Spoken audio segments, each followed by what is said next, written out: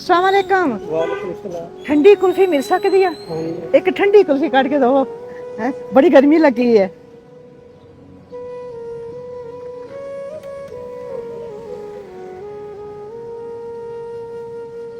लो जी, ये होए दी बनी हुई है? अच्छा, ठंडी सच मजा आ गया। इन्नी गर्मी दे विच ਜਦੋਂ ਠੰਡੀ ਕੁਲਫੀ ਮਿਲੇਗੀ ਨਾ ਤੇ ਫਿਰ ਬੜਾ ਹੀ ਮਜ਼ਾ ਆਏਗਾ।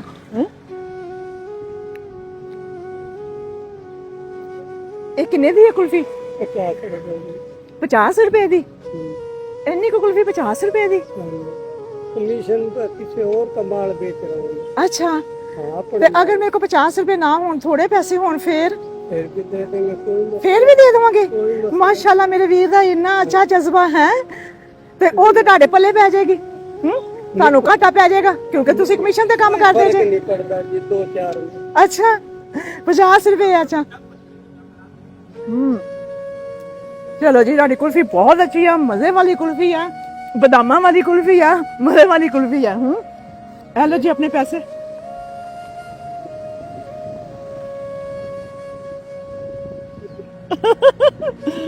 क्या हुआ? हाँ, मेरा वीर की होया? पकड़ो पैसे। ਇਹ ਤੁਹਾਡੇ ਪੈਸੇ ਜੇ। ਹਾਂ, ਇਹ ਤੁਹਾਡੇ ਪੈਸੇ ਜੇ। ਮੇਰਾ ਵੀਰ ਕੀ ਗੱਲ ਹੈ? ਪਕੜੋ ਪਕੜੋ, ਅੱਜ ਅੱਲਾਹ ਪਾਕ ਦੀ ਬਰਕਤ ਜੇ। ਸੱਚ में आज ਅੱਲਾਹ ਪਾਕ ਦੀ ਬਰਕਤ ਆ। ਪਕੜੋ ਪਕੜੋ ਮੇਰਾ ਵੀਰ, ਪਕੜ ਲਓ ਮੇਰਾ ਵੀਰ। ਅੱਜ ਬਰਕਤ ਅੱਲਾਹ ਪਾਕ ਦੀ ਆਈ ਹੈ। ਸੱਚ, ਇਹ ਤੁਹਾਡੇ ਵਾਸਤੇ ਆਏ ਨੇ।